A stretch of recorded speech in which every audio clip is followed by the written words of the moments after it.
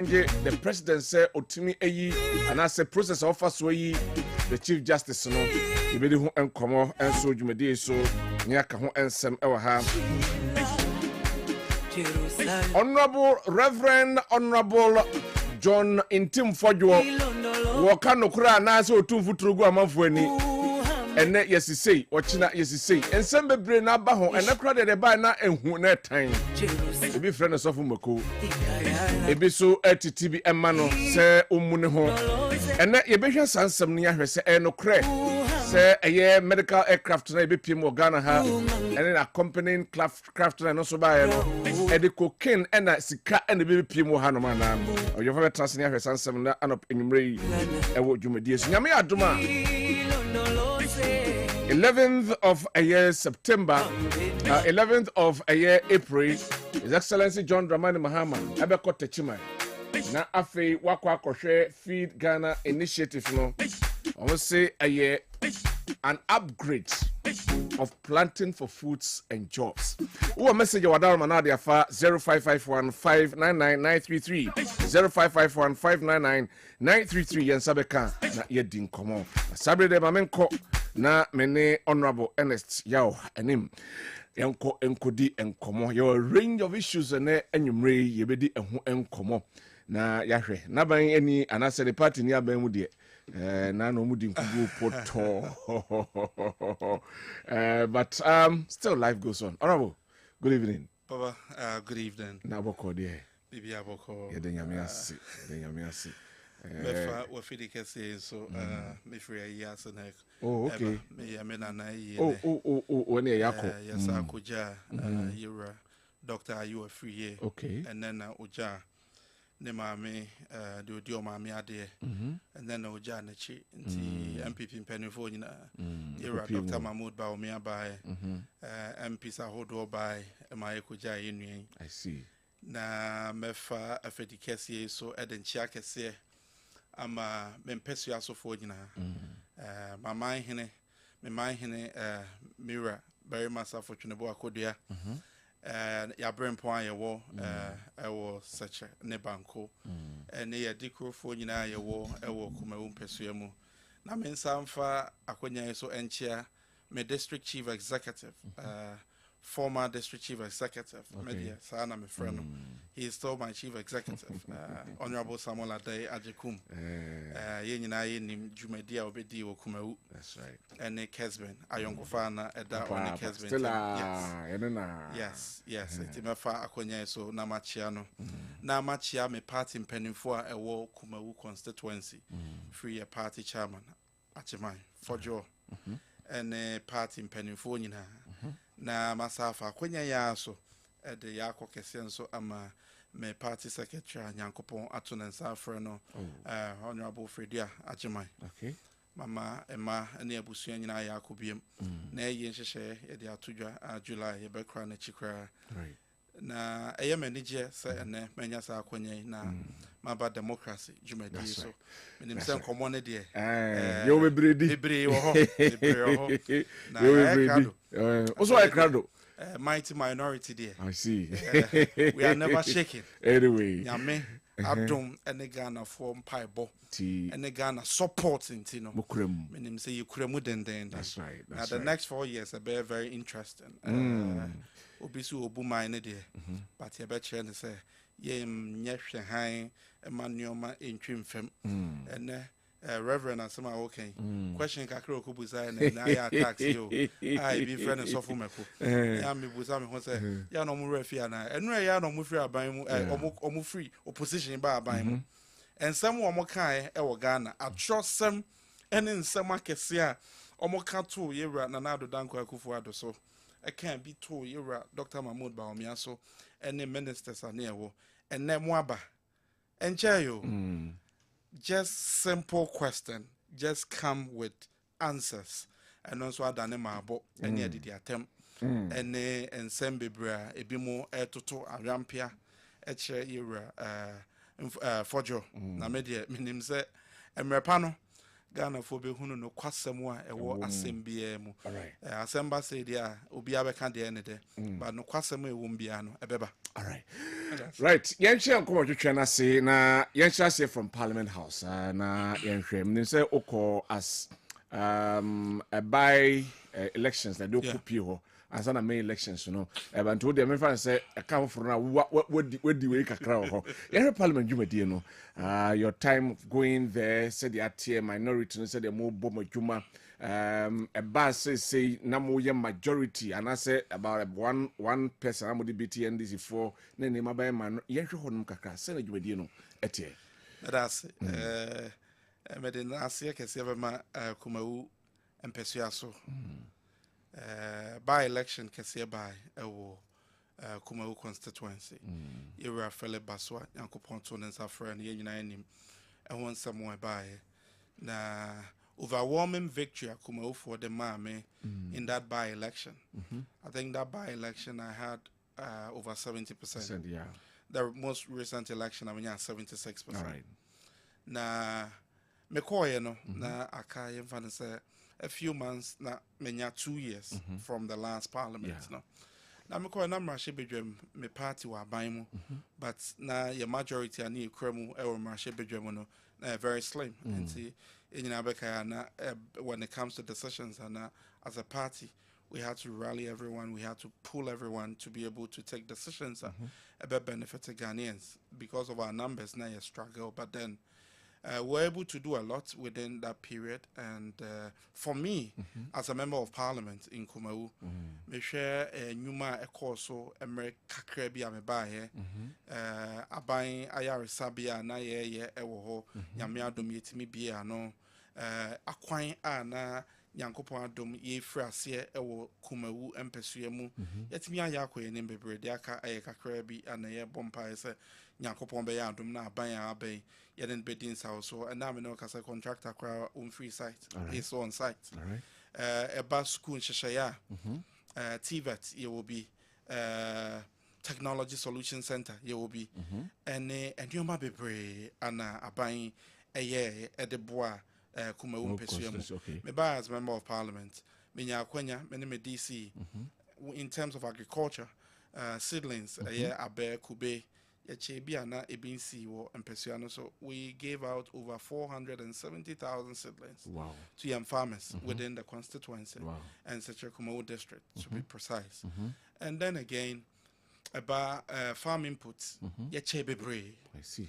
A buying way na abaya na Obama equiafo. We are planting for food first 1 year and a 2.0. Nyoma yedema equiafo ewon pesuano so a boy. Maybe what I'm looking at is in the next few years, Nyoma ye ni na so beswaba amagana fo nyina hunu nyoma pa MPP aban ye. And we share a screen as well. That is some of the presentations are echo so where Kumawu constituency. Yeah. Where just 2 months ago. Okay, just 2 months ago. Just 2 months ago. Now co-position, no? Yeah, co-position. Me by I see. Kumawu for be a dance here. It's hard to tell say me opposition and I buying opposition.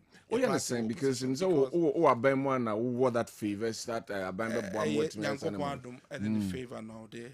Ebi aso yeso ana yenya nipa anima dom ayetimi kosre enyoma timinya edebebo ayem pesu aso for before the elections me launch teachers awards first ever before the elections before the 2024 elections. Okay. And one very interesting thing I did at the time was you introduced a lot of initiatives for the education interventions be brain near the bar honum and so abamfa so ama engumesua emu peja ewon pesua nemu. Enti question about I don't want to deviate so much but we'll get to the specifics of nyuma yedi ewo pesua ne so mrashe bedwam na yebeka ne say yegusu idea adwuma this party and omaba majority mu ye nyina yenim ye dane Parliament House into a marching center. Ana mrashe bedwafo timi ko Ghana Parliament eko march said the school for ko seat march or more march ewo park so e dane mrashe bedwam into that arena all because they wanted power. Okay? And I can say, the last months to the elections, this party frustrated the majority at the time. And then, Osha Nyoma Ekoso, 9th Parliament, almost a year, how? Just compared to the last 3 months of the 8th Parliament. Now, Osha Nyoma Ekoso, Papa, Obi Timiba, Osina Adwene Pose, Bibia Monde Bebe Nemfa. That was what was going on. That was in the interest of their party, or not it in the was interest in of the Ghana. interest of their party. Not in the interest of Ghana. It was never in the interest of Ghana. Because if I tell you some of the things the government had wanted to do at the time, this party frustrated us because of a so-called political committee. DMBISA, because Ghanaians have the right to know. So these are some of the things that you had wanted to do. And Papa, Ghana phone him. There were so many things, waivers, we wanted, such that they accuse you, say, more crop from cronies, number say, more waivers, not just say, more tax waivers did not start from the last government. They started long ago, since the Fourth Republic. If NDC can vouch and say, or grant any waiver to any company, and then come running see your mabo. Papa, it is something a bind be. You see, and ne me pesa me be a jumemu ewo me Kumawu. Na makunya ubia was show interest pesa or investing. The me yaba kokra and say Kumawu near the starch factory airbaho. It was under 1D1F. Okay. And this man brought in huge investments. Okay. Ohia waiver no wetimi ebie adwuma no etimi afa mabunu ewo Kumawu. Now so wetimi tena mrahye bedwam because of your party's interest. Because of a so-called political committee nti o frustrate aban of the day. Na enyuma pa opese oye ema emfaso ba Ghana ene Ghana mine muno. O frustrate all because of your political interest, because opese o party no itimi ba aban mu. Not what Ghana bro say. And Newaba, we have not frustrated them in any way. In this 9th Parliament, you can see appointment His Excellency John Dramani Mahama, record time. Approval of some of them, some of them you were not in consonance with. For example, the foreign ministry, the foreign minister, as against communication, it was clear at the vetting. There were pure demands, request I make here to the two nominees at the time. Right. Fawebra, before you are approved at the plenary. I want me, I'm providing all these things. So if I tell you, Fabibi say, bra, na me who say approval am de be ma justified.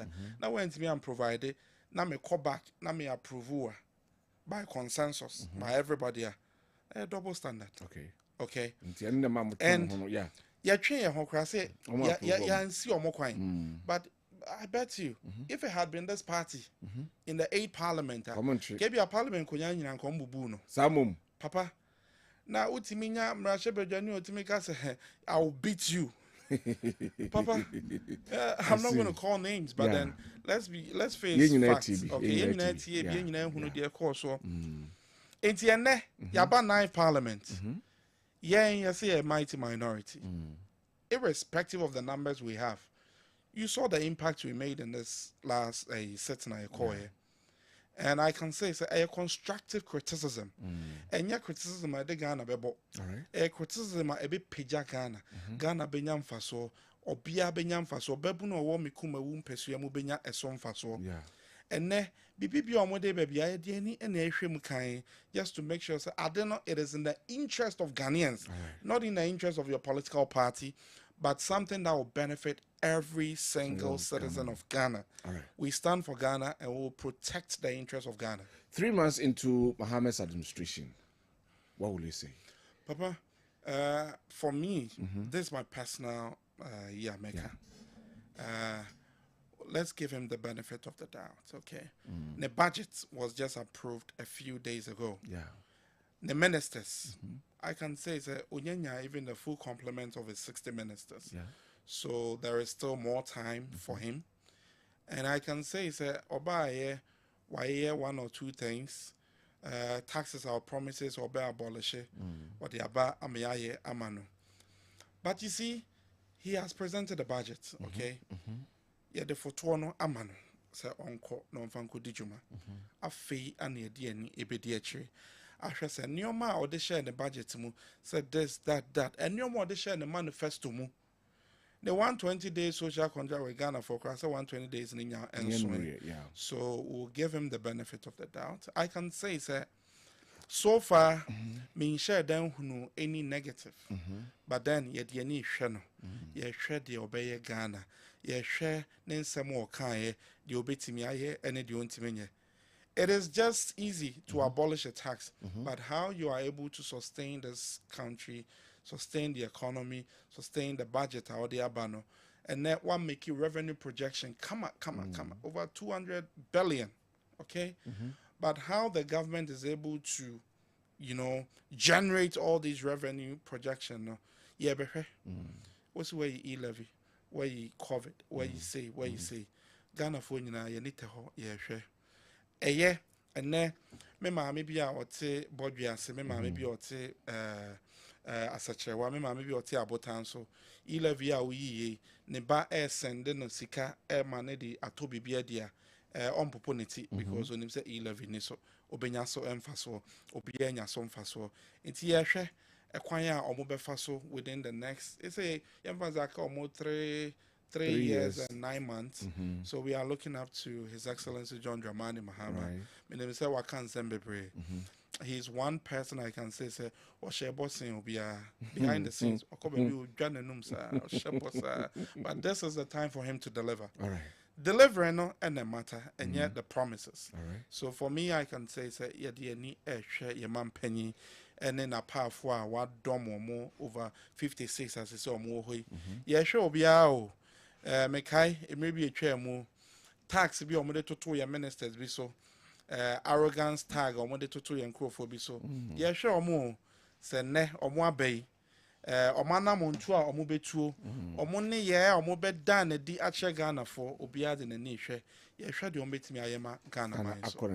The fight against Galamsey, Abaye Abatros. And a saint young cum, more up abamo, your bombs will be brave. We see in the state of emergency, a BC trial license, we ain't stop all the way. The Abaya Wabetrans is here, the campaign who will be brave, but still, the corner a yading. Young also young partisan. And I said we should look at it holistically, not for young way to address it. For me, this fight against Galamsey is something it takes the political will of some people to be able to achieve the year canon. MPP are buying by His Excellency Nana Dankwa Kufuado or ye DS or ye BR. But the presidency could. But some political class, I wouldn't say MPP or NDC, but some people are omabo omo suffer hine omukura to me ewo manimu ebinomo at the time and ne omona na ka ho nsam sin obi a o man mu but papa me de me little a year me tete ye ene nyoma me hu ye e kire se some penifo ye on begina TV so Cambro for akese no they are the same people involved in this Galamsey then Omo kana so papa, I don't hear who say why are we doing this to ourselves? Ghana yes say no papa let me tell you ene NDC na wa ban okay yeah yes see a fight Galamsey. So why only gold board here the way. Do you know the amount of money that has been dedicated to gold board and over 4.3 billion Ghana cedis. Yeah. And this is a government that sworn say or more banner there. It be Galamsey every Ghana. I say maybe that's one of the ways you're trying to fight it. And I say when you are empowering the same people that are causing the problem, you're speaking against. Now you are empowering them all. How? Taking Because all the middlemen out of the system, and now the government is now going to buy from these small-scale miners. Okay. If it is legal, so there's nothing wrong with that. If it's legal, but then let me say, when you go to the forest reserves, and you see the havoc Kosovo Honmoa, Papa, but just as I said, He's just 3 months in government. We are going to monitor how this gold board here. Now, no, yeah, menim so what we march be dwemu a emu ye den e ma omo menim so political committee na share omo say chinchina mo nya de na nadwo no yes am nsori nkofie omo de ne den bi e de pass ye ya pass yo papa ne ya tam sika puduo 4.3 billion akɔhyɛ board bi nsa say omumfa emeye Galamsey adwuma me that's how I see say nye Galamsey una wunu sa papa you see just go to the budget okay. Read it is for the government to buy and export okay like you do cocoa like they do cocoa just like cocoa board will buy from these LBCs and you know export the returns come they get money so that's what they are going to do but then the nitty-gritty of the fight, you know, that is where now you are taking off some people from the layers, okay? Licensing regime, and also one thing we need to look into. Sometimes, is it because of the political color of the person and some woman license to mine?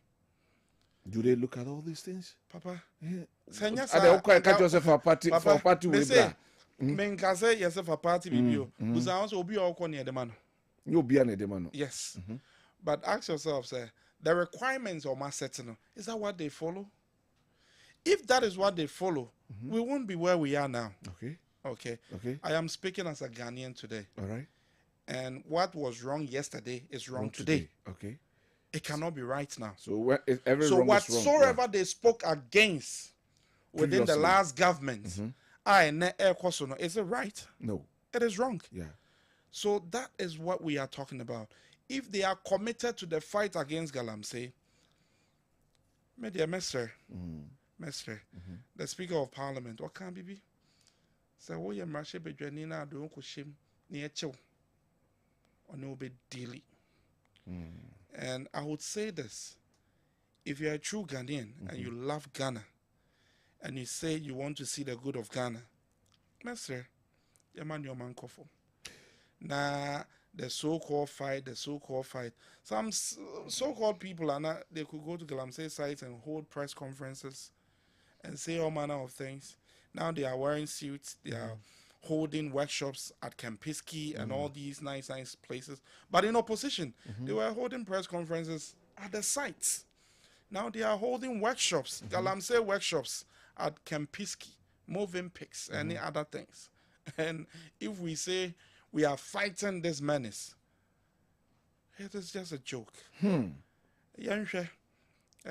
months into this government, we hope that within the next 8, 12, 13 months, Ghana will be a different country. I will come back here and not talk about Galamsey, and we'll talk about the good and celebrate the success of this good so-called board now. Yanko on person na fe yenhwe some of the things na fe me ma kwan na because wabre na wakwaje wa home. Now let's go to Kumawu constituency. Odi kan bo nima bi a wa yeso. There are still certain things that are needed there and they obepese obe. But yenhwe what you've done so far na fe yenhwe. Videos na projects ni bi a wa yeso na moyi amayahwe. In the course of the talking now na moyi nti. Mami too. Papa, Kumawu mpesiemu metimi akasa nyame adom oni edi ne ye in the last government. Nioma bebre ni free ase. And I am hoping and praying say Aban Abasui will collaborate and be able to complete most of the projects we started. The ehame kesepa ene yakwan. Yo akwan problems ewo mpesiemu. And then oko mikro abotan so ya kwan ade a yedi gu aban dada so na ewie highways a yebeba so oko mikro te se akroche bodwe ase asechewa ya kwan ade a na no so mesugu aban dada no so se yebetimi aye ne nyina ne se na nketimi wie highway no na me no ka se ya yedwe Kumawu Anglican akase yede betwam obestro de akotwam boduma se de akopie Raso. Now it's a real highway, and then we can zoom into the Abotanso and the Asechera Bojuasia stretch. And that is my headache now. Then the next thing I'm also looking at this Yen Suku and Shishayemu. I have a lot of infrastructure deficits with Yen schools, no. Bebrena, I have over 98 schools, basic and JHS, and Bebrena Nancy in Sukesi Bitoye. Sukesi Bitoye, Emma, my school at Dimebe, Watchede, Nina Sopai, Ibiquadi Bubui, Watched. A pie Be bubuye. I know what I say. Short-term measures are you putting in place. And Minuanom Ghana for being Kumawu de Shebia or mobile to my aid. As we speak, I buying Emma aid. Wow, what I have done what to me personally on my own was to call on well-meaning Ghanaians, Kumawu citizens. Mira, very much fortunate boy, Kodia, Mira, Medao, Meban and Chain. Otime boa me ye madom etam sika pudu e de boa se yemfa nkodi dwumane bi yenua DBS CBS ene mpanifo ahodo bebre me ame of art farm omonyina they came to our aid itimi ton chensen ne nadoa ene nua and on a motion with screen so that's what is happening. Schools now swap panel. So far, almost about 5 of the schools there. 5 of the 8 yes, on Mutimikum. So say the Aka a Kumawu SD and they be good from cry, but we had to put in short-term measures. Compare temporal structure and then Kwalanico school more to board markets near Nyoma teacher for betimi at Shoma dear or sorry there money conference rooms in Nyoma and Kwalani betimi school. But then I'm looking at a more long-term solution yebetimi enya structure amomo and kwantan so yetimi awie ba akwa aka ba akwa and so ye pe ho ahoden yebetimi de akọyi efri ho oyoko nso aka ba akọ nso and so mehwe ahoden kakra ebenya nso a yebetimi e de akọ ewie and so. And one other problem we have as a constituency, the youth unemployment, we know say is a problem of a lot of constituencies, not just my constituency, but then I am looking at solutions. I bet media ba ebeboa na youth and employment. We are looking at introducing skill training programs in the course of the next quarter of the year. We are coming down to each electoral area. We are going to work with the unit committee members. We are going to work with the assembly members. You better identify young people who are ready to learn a trade and a skill. Then we'll train them and give them the needed boost and the capital to start their own businesses. Almost bit me employ people from within their communities and also be boa na almost enye bibi e dia core omwano ene omabusuan so enye bibi. And these are some of the ways I'm looking at it. I'm also looking at attracting investors or mobile setting up factories oba Kumawu in Toast tomato idea idua pa honum ohwe krobiti se raso krobiti se abotanso Kumawu bodomase entos ya idea idua ne bebre ho oba mikromu ho nso a eho ana bode we agogoa Kumawu is another hub for plantain. I know, so I'm looking at investors that will come in stretching the same area now. The same area now. I best set up plantain processing factory. I be processing plantain. No, sometimes post have losses. I'm looking at bringing in investors that can come in, create jobs for people. Na and also about nearby cut all these post harvest losses with tomato growers. More problem can say and say omunya baby cry now mutin toast no beko. So once we have factories in there that can process it for them, we can give it proper way and also Emma or more at that or more or musica or more saying or more food no and yakwa. These are more some of the things we want to do, and I'm just calling on well-meaning Ghanaians who are ready to invest in Kumawu. We have vast land available within Kumawu. When him say from plains very much fortunate about Kudia. You want to be brave. Okay. And oba now the program ebre or business planner ebeboa edi nyuma aba yempesu anymore. We are ready to sit down with you and partner with you and help make sure that the youth of Kumawu benefit and the youth of Kumawu next few years to come. No, a big hub within that enclave, no, I will be able to Kumawu. So what are your problem? How far with water now? We don't really have problem with water now. We have a lot, but now the other side of the constituency, now we are looking at distribution. No, so Ghana Water Betimia coming to our aid. The Betimia extension distribution. I call the Wono, Akotosu, Dadiase, or Yoko, Nomuswenya, pipe bone. Now we have boreholes. They get a lot of them within the Brewam area of the constituency. But then I'm hoping that as we move on, we'll be able to partner with Ghana Water na Yetimi Enya portable pipe bone to those areas. Nana Omonso Enya BB. Message Honorable and as a name, good evening and welcome. But please, Honorable, we are begging you, don't forget our route from Akotosu to Akrochere Castro Information Center, our situa. I know the way about Akotosu to Akrochere Medajune. And I mentioned Abotanso Medajune. Say you be highway no na yetimia beye sa akwan mienu amame. And then Medajune say oba ye mpesuano so ye wo stretch Oyoko Acrofonso Bome Banco Setre. You need problem with roads. But the main area no Akrochere Bodriase Asechewa, then Akotosu, then Abotanso.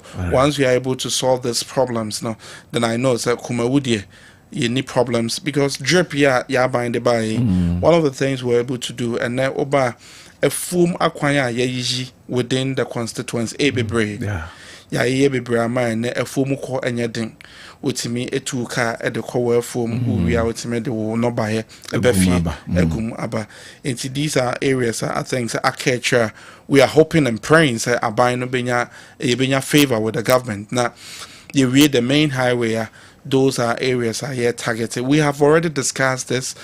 We had so many options. The then road minister, Honorable Asenso Boache. It was just a variation to the original contractor. And that's something I'm committed to. Kumawu constituency, such a Kumawu district. It's in no single community will be left out.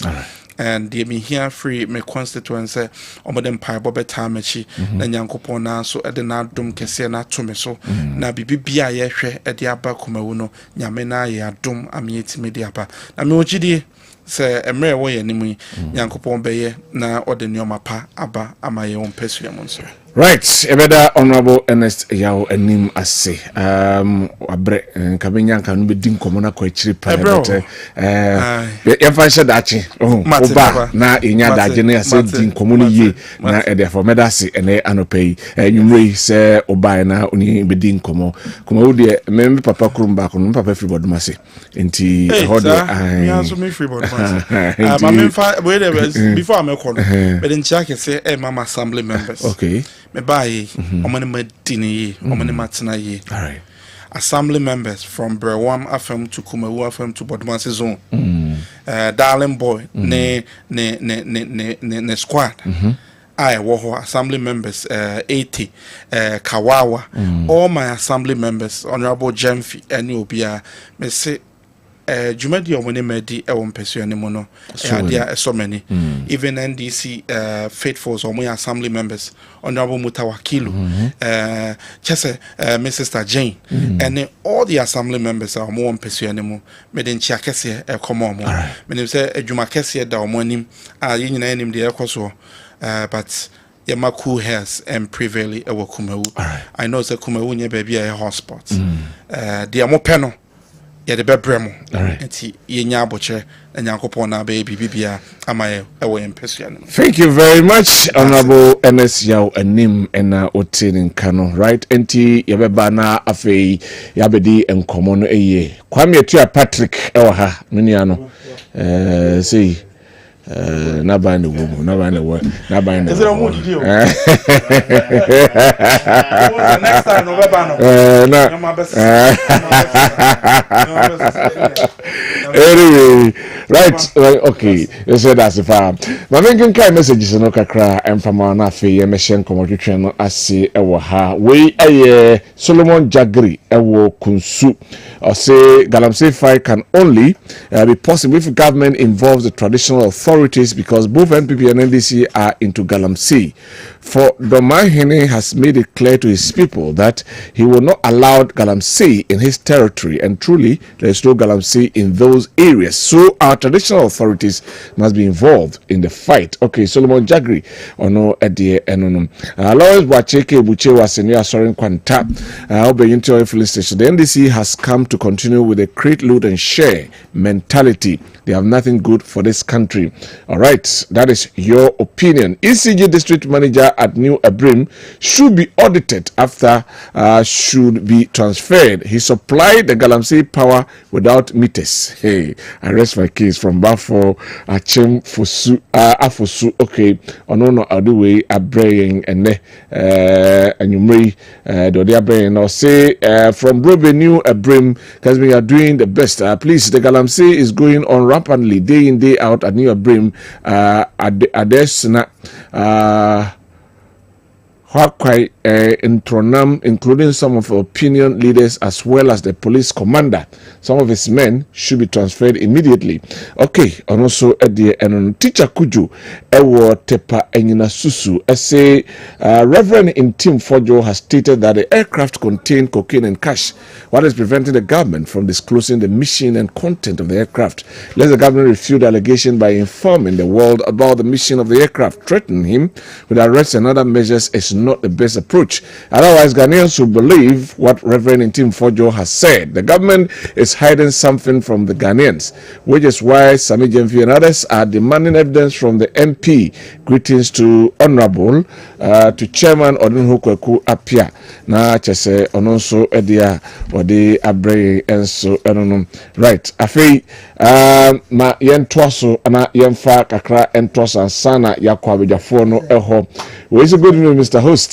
From Honorable Kwesi J. Mensov Asichiwa near Gasi Ashanti, I thank my dear Honorable Enim for his brilliant talk. We the people of Asichiwa are solidly behind him. Master Wood Ewo Kumasi Bantama say the allegation made by the ranking member in Parliament on Defense and Interior Committee, Honorable Reverend Intim Fojo, regarding alleged drug trafficking in the country is a national issue. The government should furnish Reverend Fojo and the public with details concerning the movement of the accused aircraft to bring clarity to the matter. Ghanaians should have faith in the eagle eye mighty minority. Okay, regards to Chairman Odunho Kweku and also Ediano Master Planner Junior Kentampo. Ghana is already bleeding under JDM and his NDC. Galamsey is getting out of hand. Cocaine issue is also becoming one too many.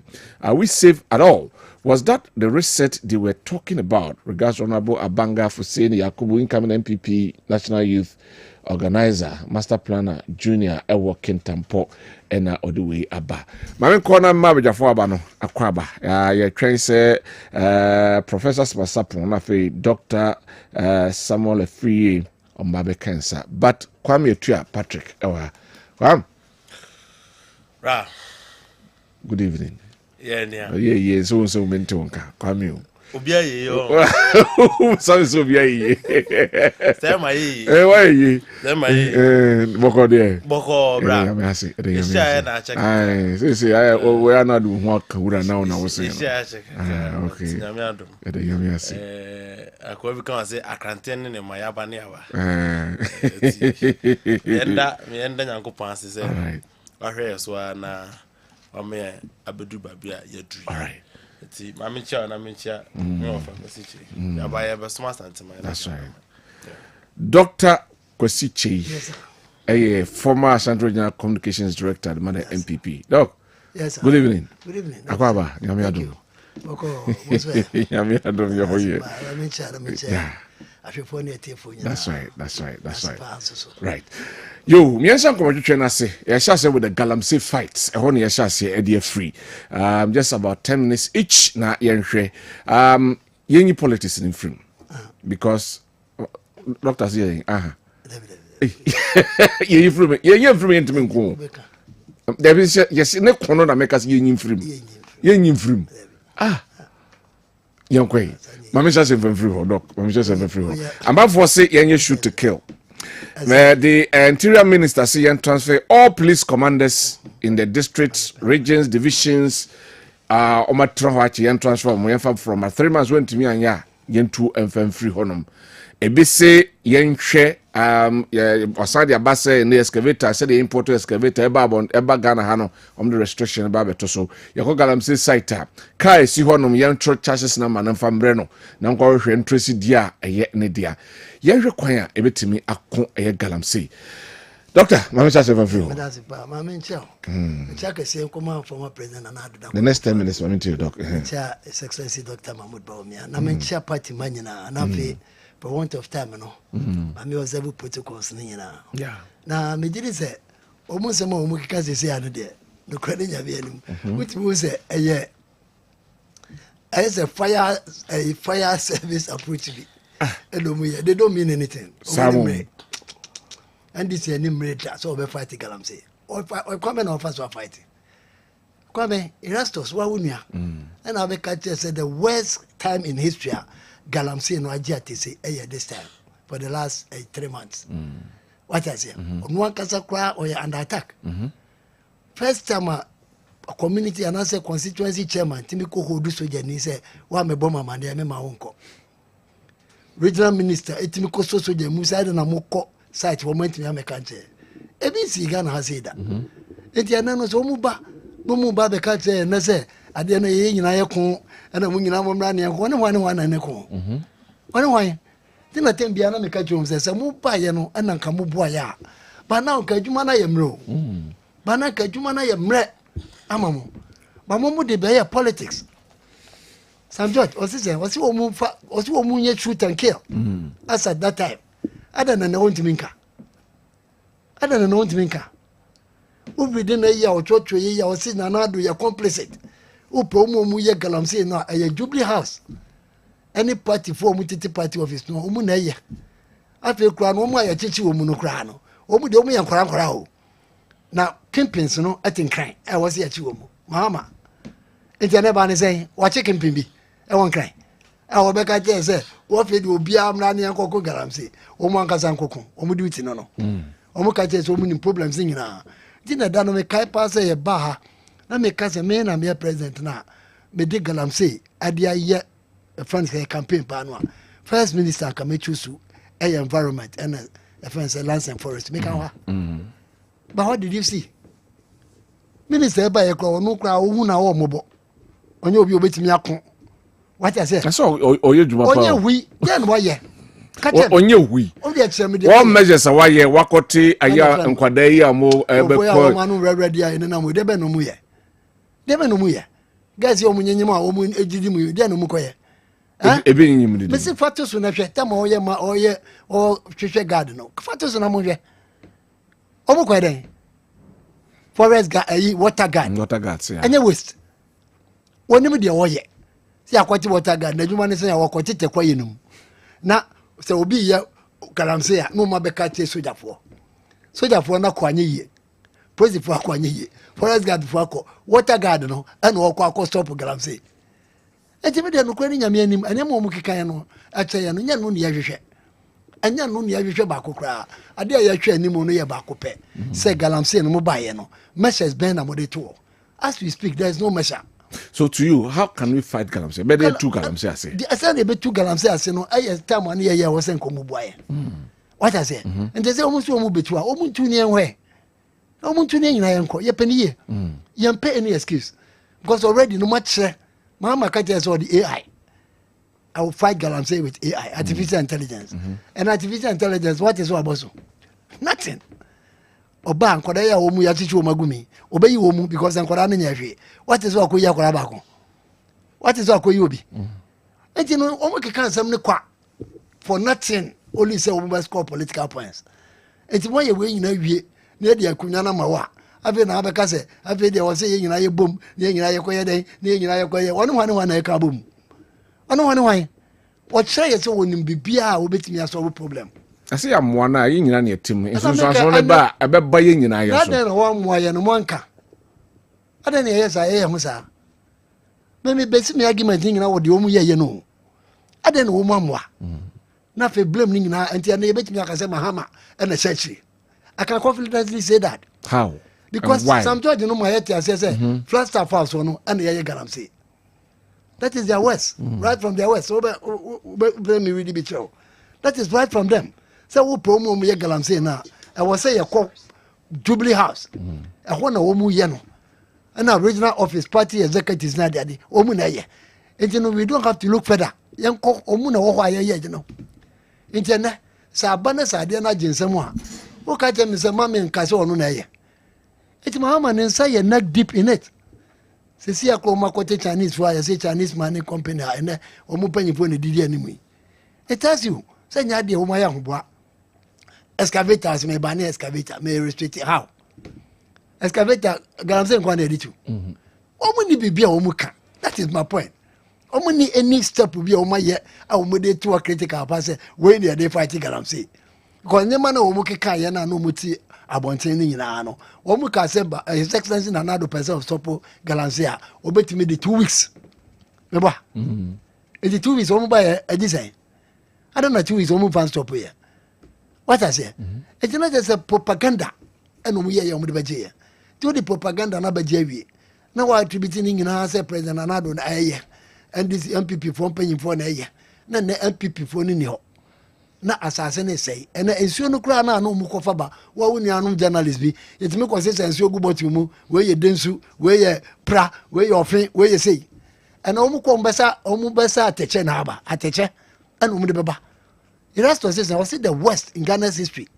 I'm a boy and Kasaba was saying, was it about something hectares of land? 7,500 hectares of land. As I say, within this small space. It's none of that. It's more Muslim or Banama Baby and Sweeney, you know.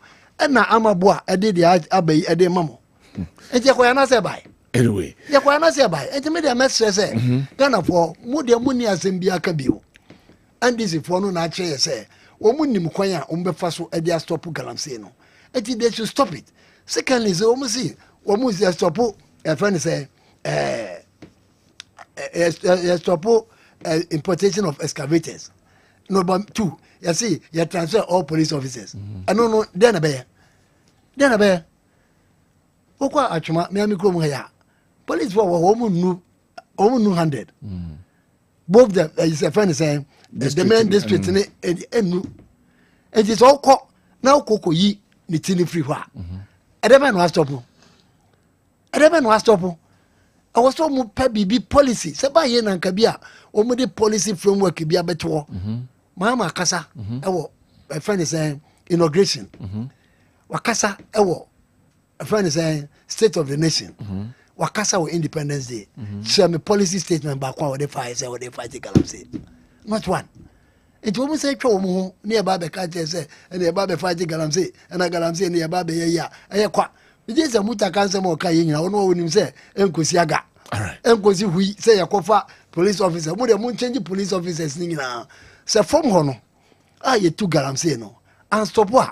Police officer no. O de be no be police officer our was mutumu so anase efensi anase hefa no adepe pa na police officers no be o ma won dey way anyway even taking care of the community itself kra no o mu here bibia just a reinforcement dey eba sa police for ye wo kakra na no o mu na say sorry say ye kwa akoko Galamsey say wo ka ho o say transfer o misre o mu pe bibi ma ye enkoda no nipa na iwu complaints no wo ho say they not some judge no TV so oni okuja to no mini san ko TV so say ensuo no ensuo na say ama akwako wie say akra no yentimi so no ensuo ne so ene akwako si say they should come out with their policy and then let's see how best I will meet me there rather than say omo beba na be complaining lamentations nkwa na ye na won yesi ni adade ye say omo meko ye nko say some judge no me ye be ma omo san fa meto so say shoot and kill now no omo kan 2024 no omo san fa meto so say obi e beti okwaye no no ye mo no tuo ne ye nku no meti bibi every a friend say A plus say MPP 4% Kumawu no masinti no mgo wanti nyansa pa wo member of parliament MPP ni bia wo afo no mu nkoku no okay mu na mo ti wa mo yes ade no and this for no na ye Enti mo kan na omu nyai Ghana no yaso mbie beba. But that's it. And that long lamentation na omu ti wa. But that's it, right. Patrick Kwame Tua ewo ha. Opposition here dey. Wa bo ade mama na. Dabi nya no na meka de record appointment na wanya no na meka ho asem. Director of Student Affairs. Dabi. Awo na so na bezo yemi. Me be so asem to mbusa sa. Dabi who position dey. Me be so asem to national service. Na me musa national service na asem no. Oh, Dabi. Any position be na. And then what national service? Position be na puta. National service. Aye. Okay, me a corporate telecommunication. Wanna me pay. Inti mitimi busao about posting no asem. Exactly. National service. Aye posting no ho asem. Ene yesi party for no de omo ho agim. Kese pa. Omo here dey say. Omo de omo agim. Di una wo ma busao ansa no yakọ Galamsey no ho kra. Martin, ma minchao. Na mincha era Constituency. Na meba no so but odi nkomo na muza mo say wan e ka say. Wan e ka say. So me busa mo say no say wan e ka say. Wan e ka say fa Galamsey ho. Me kasa. I said ya na so me sim na wan e ka say. Say Constituency. We are about so. You see national service postings amba. You release teacher training for no. Omo national service postings aba. Na eba you know must start to create registrations across Ghana. There have been one or two issues. But I make us answer movie. So the Okasa and Kofobi Kasani no. Over the years, Director General Somaba National Service in Ghana, problem here. My boss, Mr. Felix Jemfi AFC or my FCB with their party. Because people want to be posted to where they want. It is a banner say when you then you see some reactions from them. And the attack and someone who on social media he's not the first person to suffer from that attack. Consistently, Director General Somaba National Service has had that issues with their party people. I could see there because say there's no special vote posting as if we obey what you could see. They're not a cost on over the years.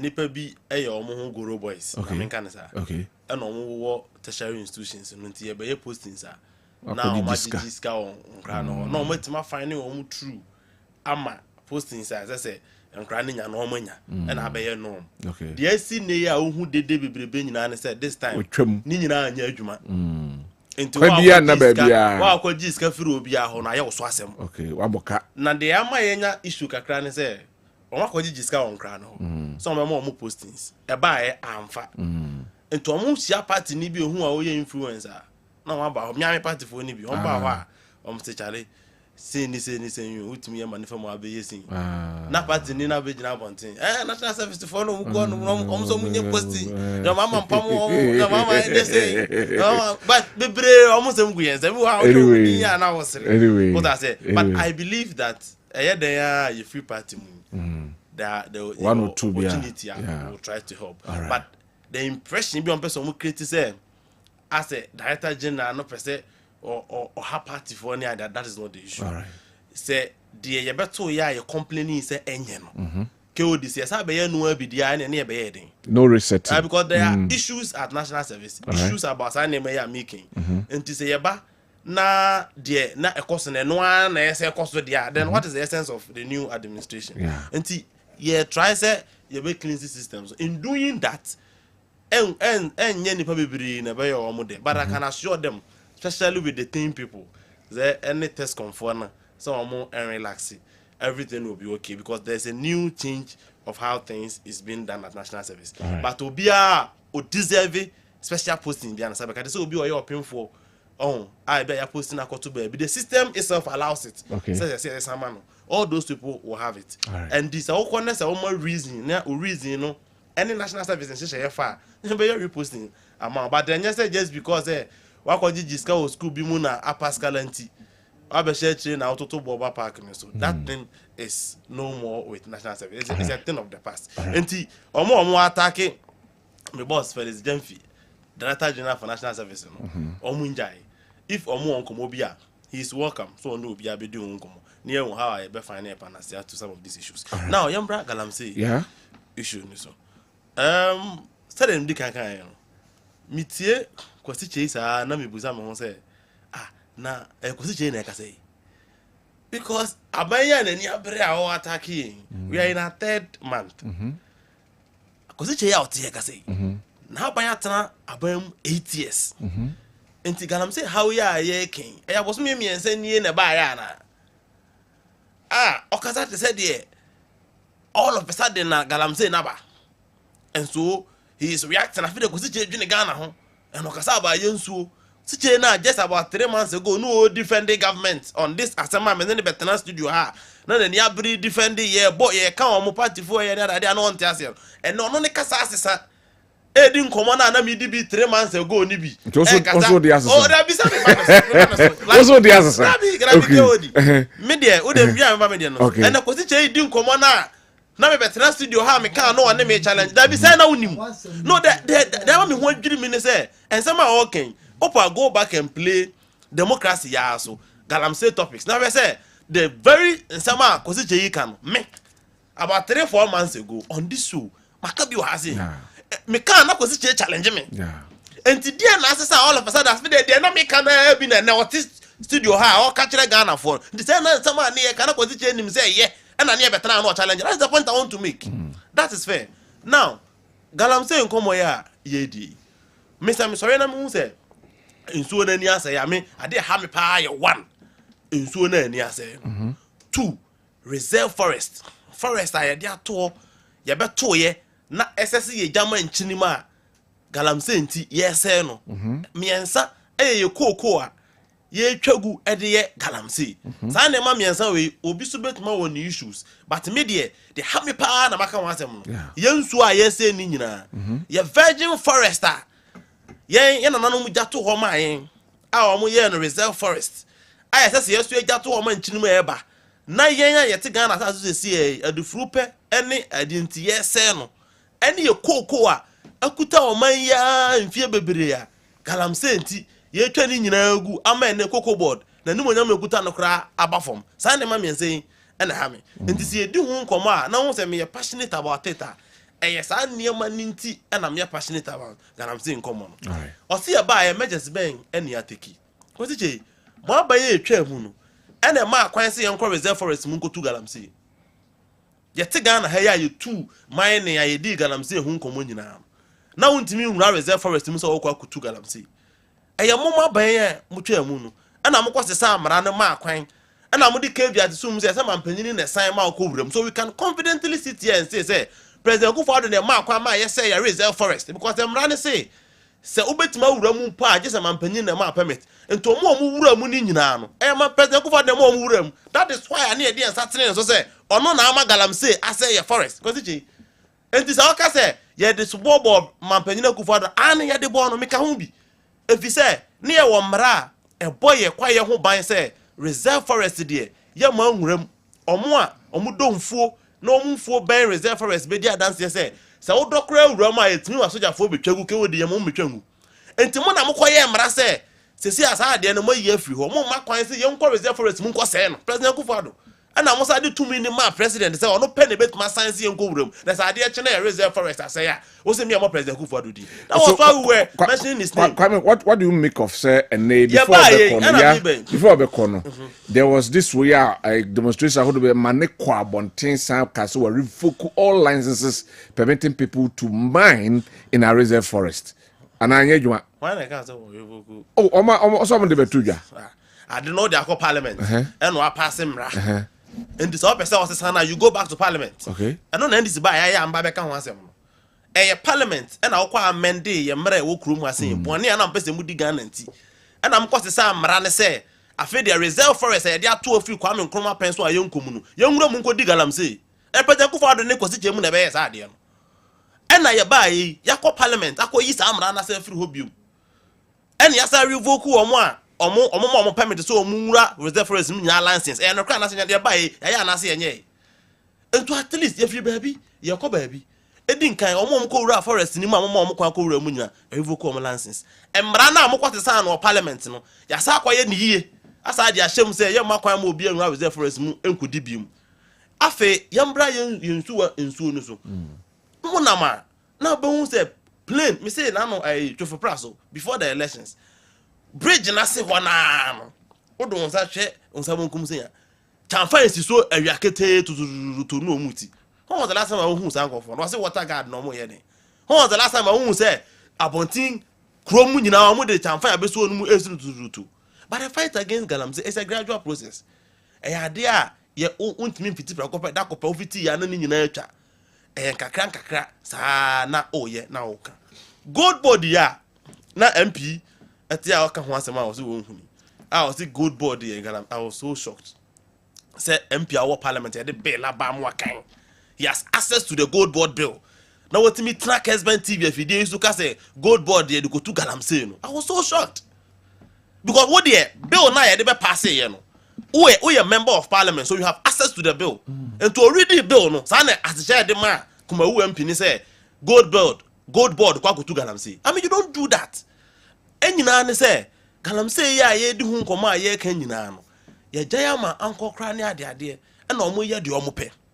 Gold board no enye gold keke na ese ba beto o bebre ye bebie gold board ne branches ni bi wo almost every district ye the environmental protection agency expert ekoho ye nuamo a o makwata kwa mines akosua se de yetu form agudie a o ma graduate o mu wo fi o mu nya adwuma nya ne ye be mo permanent employment a o ma ba ho.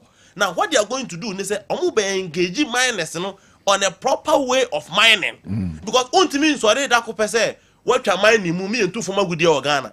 And me sure say Ghana ni bi o hwe bi an problem enya mining keka yetu ni problem ye kwan fa so ayetu and so obetima solve a uhia an institution a obetimi a guide the miners no na omunkogina nsuom omunkogina forest unkotwa kokko onwu enkotu. So the gold board is not just about coming to buying gold no nya gold to keka no mba beto na emum omo sa eba betreni eba together with the miners no on a way betima mining near mining ye because ye din komo ye kan nyina keodi gold no esaka enyem ekuta ye economy hu COVID-19 ni ade ba ye ne amamo ya people fo be born ne say no debt exchange program omo ye gold si enhia gold anke ye man nke boy and so irrespective of say kwan omo fa sutu no enye ese ye nsuo ese ye forest ese ye cocoa no the gold na nkasa na ye kan wasem ne mfaso de ye de bre ye economy ye sikasem ne ye value of your currency so cannot be underlooked and nothing ya kan nyina bom di gold board ne baba be so no and yes I will sit here and say Galamsey is still ongoing under our government ekoso me china ha me hypocrisy ka say de go teach mu ye kan no mo yen kan no it is still ongoing but ekoso no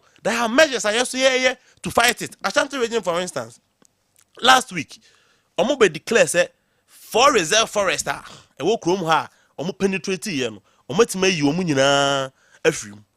The regional security coordinator yera Captain John Jabari ebe kan regional minister de beto so effort be be na wo pe say ye reserve forest for all region yim na within these 3 months yetima clear minus ni nyina afrim omo sa akra call to the extent say omo the media for ba be call mo be di omachi na o makọ reserve forest for ni nyina mba reserve for mo dem cameras na mo makọ hu say ya pam mo nyina afrim.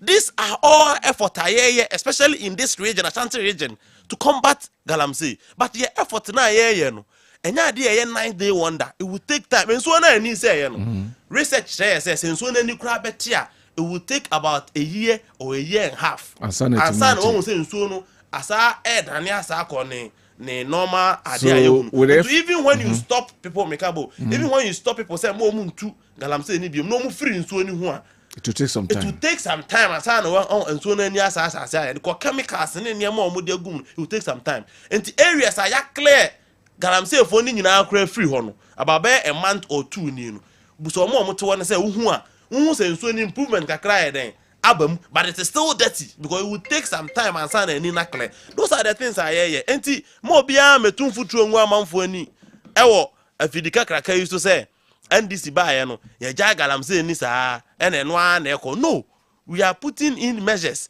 ebi na yewura mu ntaka kan ni say another intelligence I picking say Bambofua police commanders and military commanders they do mining areas so no combating. Some of them have been compromised. And KOD, I just also want kind of credit. Ghana need bio kind of credit say most of these security commanders or more mining areas they've been compromised by the mining people. As the guarantee some more they won't be corrupted as well. Yes, me to question very very intelligent. But just the change alone. Say KOD commander our Kessben studio has seen Galamsey koso has what has seen ya koso ade achine ma KOD so free hold the Kwabena to abetena ho the fact that there's a new person alone assessor oh yes I see because oja omo to na omo ni Galamsey fo na ya busua na de wo ba ye be ba be mo akwaba ye ba so e ba ye be ba de bafu ansana be ba akwaba ma bafu ya pa mo mafiri wawie anyway because that time na oba ye no onimo bia I see and so person will combat ya omo te what the na o de let's be honest to ourselves commanders omo te Galamsey mining areas omo tena ho acha not all of them some of them yet many evidence kire say omo ni Galamsey fo na ba abusua omo didi echemu omo bi ya take decision say ye omo free ho no. So the new people, it will take time and sana even if they will be compromised, I compromise them. That these are all steps we are taking. Say a bit my energy, clear Galamsey no. Enti, emo bia metum futu sa ba ne ba ya onye hwe. Ye boy ya homodin ye de pe bia say ye betimi a combat Galamsey no. Na ya to ase. But I will still admit to say there's a lot of work to be done. All right. Yeah, before the enemy may to say Galamsey and course on course. As we speak today, it is ongoing. All right. We are also making efforts as a government. Say a fight in here obia on board. Any car na constitution so we cannot do this without Ghanaians. All right. And here obia on board. Na ye nyina ye timi aye. Na ye to Galamsey to constitution Galamsey. All right. Ye betu ase. Thank you very much. Doc. Major say MPP time no. You can say Obiamra on board, near Juman, and I want to be sad. And I didn't know Mukaya. Woman see Obiani at a year or deba. Woman, my head says, happy people now, and was a woman. That's what Becca said, or fight it, and Omukame say, Opa Freira to Cecilia. For us, beer no, I'll make me a cast of Mako Jenina. Anyway, thank you very much. Thank you. Congratulations, Kizuba, for his new appointments from teacher Richard Konongo Dumasi and Oduwe Abraying. I send be 100 times. And Oduwe Abraying and Opay. Where is he who told you Galamsey is not going on at Doma? Which part of Ghana do you stay? From a free Asafo and Oduwe Abraying. We say good evening, sir. Is a river or land a year from Pedu Estate, Kipkus, Mentiasio. River or land, Galamsey Diana Wokan answer then. Is a river or land. Okay, Mentiasia. Now Ghanaians like Dumso than Ilevi. Okay. Oh, Onedia or their brain. No. Now Ghanaians love Dumso than Ilevi. Ask Ghanaians for me. We live to see. Joe Mankasim, as a good evening, sir. We essay. Right, Yemfa and so we say if we change the IGP, the Galamsey will rise up. We are planning to change the police officers in Galamsey areas. If that one is also not successful, then let's change the president and ministers and see. Hey, so you're changing police for us and far. Yes, President and Ministers in here say a bit me afa. Joe Mankasim no do way Abraham and Anope. Ghanaians who trusted John Mahama and the NDC for being the best government to fight Galamsey have all been deceived. How can you trust a party that promised the people during Galamsey amnesty and freedom to operate to fight the people who helped them to win power? Thank God that the NDC is in power now to prove me wrong. The NDC cannot solve the problem of Galamsey and pass the LGBTQ plus bill for which Ghanaians went on demonstration and called for the removal of the MPP government. It is easier to weed thorns with your mouth but very difficult if it's not impossible to weed it in reality, as the account proverb says. Tell the NDC government to pay 3 months allowance for national service personnel. Please, I need Honorable NS, our name's number. Okay. Osunaba Honorable Father Beidu from Ejumako Enyan, Esiam Constituency. Please, I'm Evangelist Moses Osei. I'm a new gospel artist, and God's grace, I record my... Oh, sir. Anyway, on also the Abano, no, see, I'm one to me and Tony gospel prayer, you know. That is it, right? Me move on. Yeah, transfer Professor Smasapon, Babe Cancer Fee, Dr. Samuel Free, I want so a Babe Cancer, but yeah, twasso na ye di Jumediano, and so ha ma yanko. Na yenhwe Reverend John Intim Fodwo allegations allegation na oyeye no mpanyfo bebre na akasa ewo ho ono ankasa ababonten se ebeya omampani enhwe na ontumu ahanamon na investigation be ho no ma womonye enei omokupie wo television so ne radio so a na akode ne ntokwa weyima weina weyama brother question is eyasempa ena wo kan anasem futuro ena otugu aye Ghana fueni. Said sir, government, should the government come out with a communique to clarify the air? Say na hon samanka satie. Kwame twa, mamesha seven free this time around. Nyehwesa issue no. Kewodi. Yeah. My former team president for Wesley College of Education. Okay. Currently deputy Ashanti Regional Team Coordinator, one of the deputies. Or Kamomo offensive MC, you know. All right. Very 2IC. Okay. I mean, China will be now, and come on, about and say me. First of all, my Emma Obiantia says, and come on, Papa Nibedi, or you sue Brofubia fan allege. Allege. Or can allege. Enti eyebosirem ka because I allege no na who can say na who nyina so asa we prove evidence one can allege. But does it also stop the government from probing further? But and number be one but okay. I just want people to know say my time yes 10 minutes. Yeah, it's enough me the I just want people to know say and komo ya ye di ye ne ye tuba nyina no eye bosirem ka allege asema o kan nyina o kan allege sa na emum Yama say a gibrate mamma for Tiasi. The only some no person born to form in an say a little bit about BC Kotoka, we am saying Jirabia. I still want no more for a nap been 5 days, yeah. A bro 5 days who had a message macho. And to unknown intelligence, no, a loop did no boni huga. And what the better about team who's as at now, to me provide single evidence of a some kind. But it's incumbent upon the young Aban say, so be make you word allegation about which Mama Ghana for whom said the city. Kewodi alupla yedi kan ya kan wasem Antwerp flight 12 BK alupla ni din no alupla na ye alupla mienu ni ya kan wasem the first one no Antwerp flight 12 BK with registration number said the car ewo number AS 1715 one ho ni GT no alupla so ne de alupla ya yedi hu komo ni registration number CBK 7037 CBK 7037 Eba Ghana 12 March 2025 and a loop no ebewura Ghana hasin se loop bi ba bewura Ghana hasin ya ese onya permit and no right air space ni untin fiti prego per ma mewuram anu nti time ya bewuram no ne landing permit number GAF TMAO -25-7863. Me say to be GAF TMAO-25-7863. We na ye permit landing permit number. E de ma alupi ni kwan ma na be wura ntin komo anu omu di person ma na ye te say ye nim ba bi e firi ye alien flight bi e na be wura ha say no. One, it has been proven wrong by this evidence say ye Ghana ye aviation system any omo hwe airport to ne bibia air force ne bibia anim say loop na be wura e man permit number mabodin e de a kire so that clears side no no one medical kire loop no ba bi if you need ne number plate and ma kire e be wura mu with permit.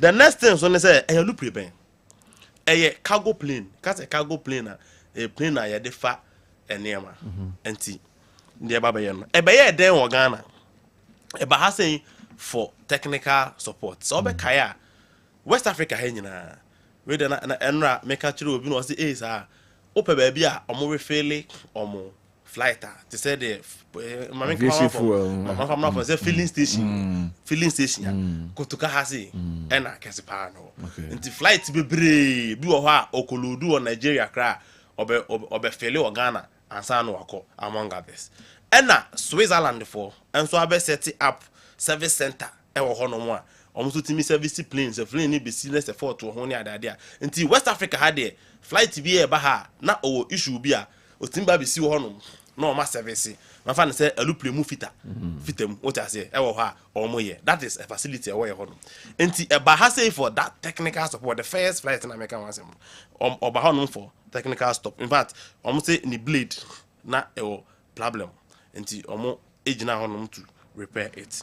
Now, specific idea currently a man ewura Ghana ne say if you wonder eneba goods na e womu no scanning omo machines bi omo de scanning sa scanning so be scanning and screening RAS procedure sa idea no Rwanda bi ni ho nti most flights omu to a enya we ni first one omo ba ha sin na Switzerland for no center na e ho no no omo na wasa mfidie ni bi omo de be scanning asan na timi akos one of the main purpose quarantine na e de ba ha sin asan na benya technical fault no it was coming here for that particular screening need to be done and that's why timi in Europe enti ye kuro ye twene sere ni abasa ni ade won say na papa so kakra o e wo Ghana so that was the main reason why the flight came. Now flight na e ba ye na e benya issue no omo de foforo ba be yi because e be see and some guy just say ni blade ni ade anya problem enti company ni sa soma another flight e ma ne ba be yi ni e ma ne decoy sa flight ni so registration number CBK 7007 so now there are two flights back on na e de eniama ne ba ye na e ba be service na ba be say no and omo the new one so aba and omo ba be offload eniama na ma ne decoy but as am say saying no that is so tell na papa ne ka say si for some days ye ho adwuma. And another second flight, no air made for flight. On say so there are two flights. The first flight my do one come and no I be say on my technical one the different flights about be offload at the commercial ni number plate ni BB and landing at the by any the amount maybe no want them. The second flight nearby near air made for so they had to say a lupremu ambulance so some kind of sign amount for better say and no they are fat medical equipment any are they and then also buy. And also ebe ura Ghana for purposely for refuel and also oba so oba be refuel no dey no so and also oba no ura ha se keke permit number e de man de ntia mi si so sa permit number na de ne say utie press conference na apa ne na odi nkomo ne man ne ye say alupenu kwa ye hu ba bi e free ne be ura Ghana so I keep stressing on the landing permit e kire say Ghana ye aviation system any yade en e ma ne kwan ma ne be wura mu ntina medu anama tombo ase stress on netem nti sa second flight you so enye se firi ba bi sa ne be wura e by legitimately a e wura ma ye ma ne permit Ghana permit e de ma no eno se ye GAF TWX R252604 GAF TWS R252604 so again the impression I know more to abontin say as a fighting kwa nim baby free and abewura mu no these facts are omu nyina also can cross check from our airport from everything e kire say nya no kre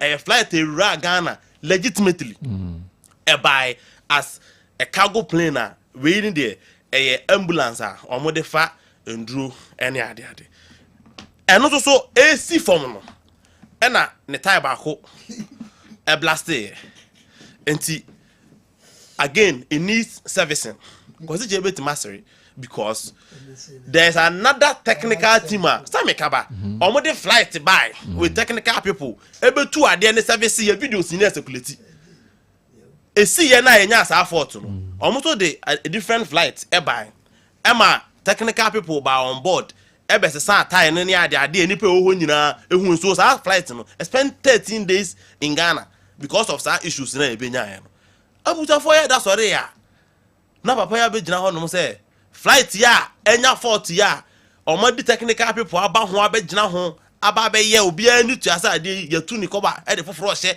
ye say ye tu blade e de ahye esuo ni pe wa airport wo nyina ani tu asa this flight is going through servicing no cocaine ya de be because esi wa che eno ho komo ne abetena ha no pay ya yebo alupre number plate ni ade you to say wo opposition now pese onya ope asem kan at least pasam a eba edin for so be Ghana.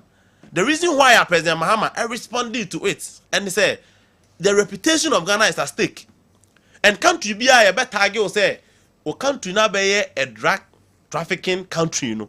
It affect you in so many ways. So if Ghana cry now, Kokro so your boss say change. Na cry be wrong, who cry wrong. Sebi upioto crash because there's a perception say mukrom monum and nobody who dwana mudi. So we came and responded. And the buza papa na say papa asema who can there. What one is ah? Yeah, the evidence when you na be kyerɛw. Ada lupe ni ba the number plate. Ne be ye Ghana. Enipa na team. They say do Ghana. You provided all this evidence to you. Dear Ben, you so na de kan sa asem na. Or say Okasai in the name of the committee. Or a ranking member on intelligence they gathered, you know. Interior and whatever. And you know, or no to me provided idea no. The Parliamentary committee know and the committee should do it. Kodi, idea when you be jina you do hunkomo yo. But the issue is Kwame, as Ghana as what do you want to say? Tio, say the we are say konanim. Nipa adwene e kosoro no. Na omo mudi bone so adwene koso nti de okan nyina betime ba say ye no kre. They came to do all these things but with an ulterior motive behind it. Ti enye so aban be instigate and also obey the friends investigation team all the investigation bodies be room no matwem say asem na papa na kan. Yeah.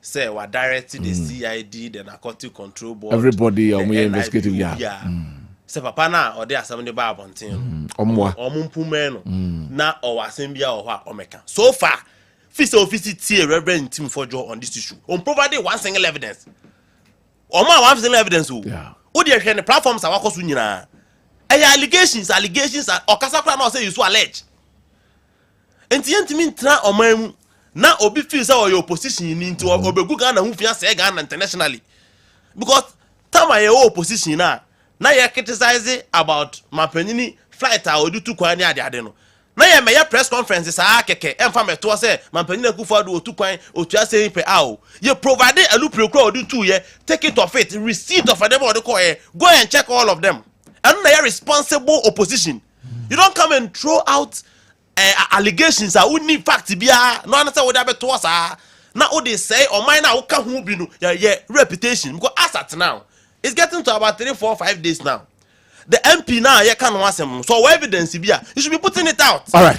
And to say obe bo sirem ebe kan asem say to we no obi so oh kan bi si ha say kan na si ha say ache nti ehwe aka no ebe so mo dey Amrobes na dey adwuma na ebusa say dey be nyina so na wo o say intelligence and pick here and say Amrobes na dey adwuma ye de kan number abrel ya kire o kan ba bi efiri ya kire o adwuma eye ya kire o de nti esi wono mo still wo say kan dey wo de ususu say Amrobes na dey adwuma and that is why we are wasting precious time as a country discussing. It's very important security issue, so let's talk about it. Opposition is this responsible opposition that talks without evidence? Thank you.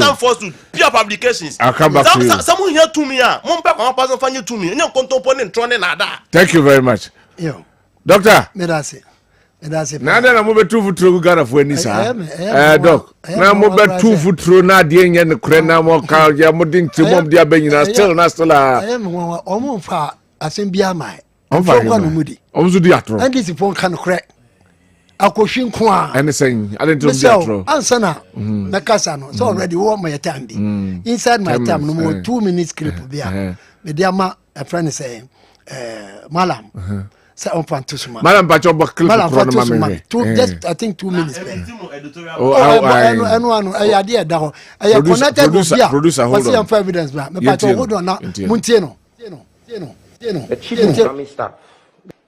chief of army staff or the chief of defense staff needs to address the country today. Why? And explain to us on the 31st of November, 3 days ago, a Ghana Air Force or Ghana Army CASA C295M plane with tail registration number GHF 550 departed Accra at 13:51 hours, 1:51 p.m. Landed in Tamale at 3:01 p.m. The contents on that plane, when it landed in Tamale, we know, was offloaded into an ambulance with national security personnel. That same plane, Casa C295M, GHF 550 tailplate, left Tamale at 4:04 p.m. and headed for Kumasi, landed in Kumasi at 4:57 p.m. and again discharged part of his cargo, again into an ambulance with national security personnel manning the ambulance. Enti ade mentiase evidence be na owei wode to ho gabi dia no person kire do person kire say Ghana Air Force we Ghana ha ya o say Ghana Air Force plane bi e de niam bi afri enkran abese ko Tamale ayi niam na gu ambulance mu ama niam no security personnel agade niam na national security ne sa hunti no the army commander no I was so be address kro no ene plane kro na sa ba be du Kumase eba be yi sa cargo no na omu nim cargo no ama security personnel asai guard ambulance no adequate cargo ben na no ka ho asem cargo ben no ka ho asem. So what came out of it when the free move nothing bibia nim even plane na eye Ghana soldier for plane ono wode niam ko Tamale no wo suspect say e de niam boni bi na ekọ enu nti no army commander no mnya den omna me address Ghana for edana wo kasa na. So, is it tick for tat? No, I'm just making a point. Okay. It's a clear case of the port calling the kettle black. And this is for no, omu criminals. Omu criminality no, omu ya nkofobia, omu ya confident twisters. Nesa hunti no, omu na maybe omu ya, omu yente ni ye ni yehwe ni ye. Sa plem yenu ya ye kan wasemi no. Aya no kwese ba Ghana ha. Yeah. Answer no yes. Asase no na omu pese omu twitwe omu se bibia sama ha. Meba me prove what you're not. Me the videos be braba. I'm going to prove it. Na me gumani mo asia mo mia wano. Hwa ye wo Ghana ha. Ana in on friend say February. Iya ye wo mu ye. Ye hu say yakochi cocaine e wo ha. 127 slabs of cocaine. Ne boy street value no ay $150 million US. Atasu bio and you say yakwakochi another cocaine e Cape Coast. No do no ne boy no ay $350 million. As we speak today, baby I di cocaine no koye. Baby I di akoto obi anim. That one they said I'm just making a point. I'm making me pacho mama menya mejuma. Pacho me too. Me say question bia betimi abusa. At that same time, no, you say Ghana ha, you say yakwakochi containers, 12 containers. Yeah, gold bars gum. Yes, sika gum e ma. Yeah, asase no kra ndisi po ne se MP before bi na akotwa sika ne ade e ma o sika ebru Elon Musk sika so. 12 containers of dollars and na gold. Ni nyina no e beto ne sapeman. Ene ya ye kase no, sa nyama ni nyina no ye hu ba bi afa. 2 months yakop me pacho omo the journalist ko ho anama nkobi ya the journalist ko ho emo ko twitwa mfoni ni bibia enti ka if for nothing at all kra no a yan kan te yese bia gold no ye ko hu ye no sei anase ye de akwakotoa just a brief on sign my way ya kan wase mi nyina ye nya brief bia ene ye wo play na a free Santa Maria aba a friend say a corner say island that island omo the free so buy island omo the free they be Morocco no be Morocco no what I say Kasia say him no e the free back Ghana ha flight ni ba direct from Sa Island neso to Ghana obi aka to say free Uganda ne ade oboa hwe route no o me pacho please me pacho hwe route no na hwe ba bia plane no free ya e de buy ene technology ni nti wotimi na da obi a o enti mo ya madwe se mo ba no ba ba tutu emfuturo de agu obi ani a enye yie timi pa mo cho mo obi be fufura na mo ba be kan na mo de a che Ghana for se see a plane no edikan no e buy on the 13th and ba be do ekrom ase o 12 13th na nkasa ade fa ne 12 ma menye so 12 wo kwa ka date ya wan hwe kra no ko be kwa fa ho asem kra de akwa e bibi different ba point ne say ye wo plan bia e ba ye a eno ba be see krom ha say from Saturday 13th no 13th na ba be du krom ha no e tra krom ha say e de ko ka 25th of December of March Gran Canaria yes Gran Canaria and buy sa Gran Canaria no so ye baby a o pe baby a ye dealing in cocaine near the idea e ho na e wo the whole world no me pato wo dey check the history of Gran Canaria na carry on yes me pato pa reading na check idea e noted for it is noted for drugs and some money laundering no obi anim obi ase check the history of Gran Canaria na ka che e we see leader bia no obi a play we be free ho aba ne krom bia no or the nice form ahwe senya de omo ba be ya de bone sa play ya ba be si ha e bedu ya and this one ka che say play no tire pai play na ye say eno na nche afi ye wo ho a na sa met no ye play na e de I say ambulance na kan wansem no sa play yin so ba on the 20th as say eba ye no ambulance I did play back room emergency no either say e be fa nipa akọ ana say e di nipa bi ba ana say ba be ye delivery of bia medical supplies ana bibia none of that wan fa nipa ma wan fa nipa anko ye wo hwa na ehun say sa transactions yi ene ma free plane mu ekọ eba ene ma free plane mu ekọ eba afi there on the night Ghana ha the first time I see Kumasi Kotoka International Airport nyina kan yadum plane timi ye adwuma awie yi ama adana nopa plane tui adana nopa na me pato na the records are there on the 25th and a plane no etu free Ghana ha sa made a friend say ambulance plane no etu free ha anopa na sa cargo plane no so a call the same a friend say Gran Canaria no the same plane no etu ya direct to that place.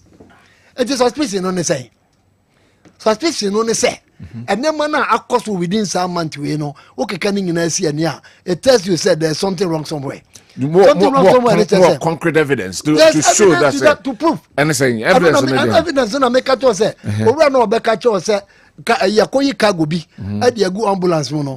Omo musa sa owura the same question no say evidence be na no wo Ghana no chance evidence. No can say that's what we have evidence here. But let us yankon here. Me too. Wow. He who talks of equity must come clean hands. All right. And for we na kasa o. Ghana plane na Ghana Air Force. Plane aba be yi niama at the free airport.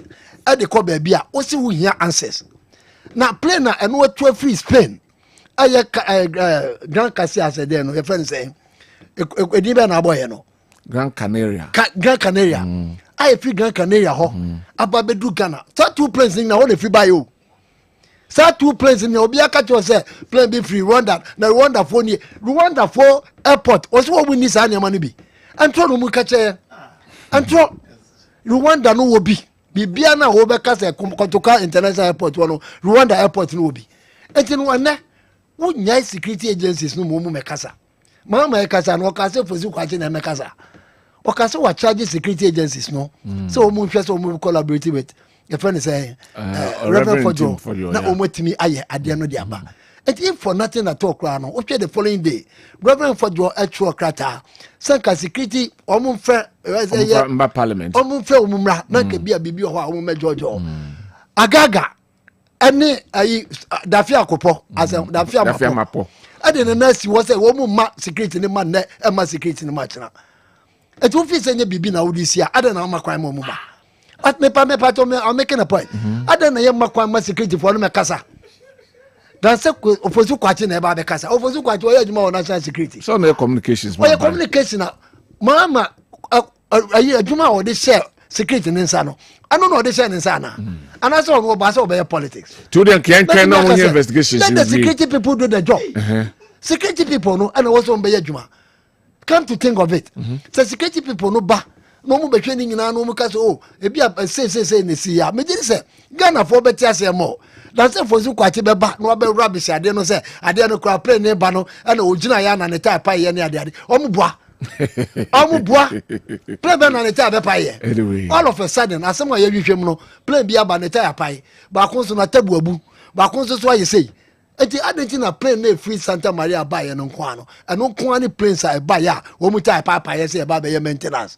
enti emu me nkache Ghana for anya de obi pe Ghana boni o ba ye pese ye di ye huni ne make sure say baby e be ko bia no Ghana for no be tie ase no mahu say anya de ha no eye hop for cocaine already no ya basi cocaine ama president nankasa no na be kasa ya ne tweet num say one of the biggest horse I won akasa no or the word be she ho at the discover say aya de a eso ono na mention ya ma ye ti say cocaine no street value no ya $350 million.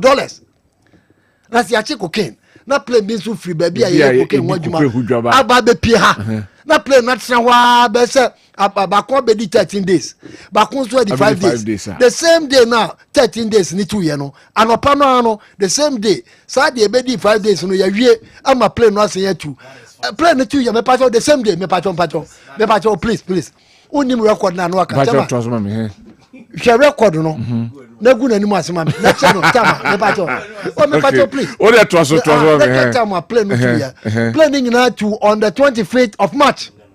Oh, the man I don't cry. But you trust me. To the same day, around the same time, and in 2 years, direct to Gran Canaria in Spain, and send back to Santa Maria. Check the records there. Near Frankenstein for, and I told you, no, some incidences now see money laundering near the day. I see Ningano. Ningana it into the fight to say, and then my money be cost for Ghana. Ha, I was here 20 years and so. I didn't think I won't go do here now within such space of time, you know. Cocaine worth about $500 million. Ningano, Ira. Yakoi cocaine, and then you can say you move a cocaine or. And I can say cocaine away. Mama say all these things will come and give Ghanaians up to speed and bring I don't know what say one over be briefing no. Sa niema mi ensa ye busa won questions no. Play no kwan wasem no kai. I didn't tell. Niema mi ensa and ye busa ye container 14 containers. Mukati say mienu ye hu. Mienu ayira o. Full of money. Any gold bars near the ade. And then some containers now you see full of money near the ade keka wanse nyina no. Ye busa wanse mo bia ntimi anya no. Aye hwan dia you see one allergy. Ebetone allergy no say aye fan say Kwame no allergy bia wo yi wona. Obi anim allergy no obi anim. Allergy be ya. I said them make us say one allergy. What I say? Everton after 2 months. Oh, me part. Also, yeah, they now. But just address me. Jano now they addressing me. Oh, yes, I'm What do you say? Everton, I did 2 months. 2 good months. I'm so I'm for up to speed. I never echo son concerning animal winning. Ke odi on tesa. Ontesa. Oh, so the what kind of maker? On Kwabena no mo tia wo mu dua so say ade na kosi say because ade ya go kan ye no e no mo say ombeba at appropriate time. One your friend appropriate time. It's appropriate time na beba no not as a good na wo mu ya sisa. Sika na wo mu ya fa ye de ye wi na appropriate time ayepe. Sa na na no ma bane abeka cho say ade no kwa na hwinim. Mama Ghana for any mere. All right. It is about Ghana security. All right. And your security now you can want some so and that there also a bit if we say bia we have become some we are not just say obi akọ car some aye bone. Point no say plane na buy you know. Ningina free Grand Canary. Grand Canary and a buy to Ghana. And then ningina say 2 year called Grand Canary and send the free go ekwa Santa Maria. Right. And ningina was pay. Thank you very much. Listen, who baba excuse for the plane. Na excuse for the plane ko anya airport for na kasa o and anya ayi omo authority security for no kra na kasa ho kozi kwachi na be ka say plane type ai anyway plane is what's the plane is here. Thank you. Plane wings are pie. Good evening, good to see you on the panel. Please, I always enjoy your show, but nowadays, because of doing so, I can't listen to you again. Mahama is back. Please tell the NDC man in your studio to stop throwing dust into Ghanaians' eyes. 2020 is just at the corner. Say Ike inside at Tebubu and Odiwe Abrain. Anyway, we say good evening, Q. The NDC man is too good for explanation. May God bless him.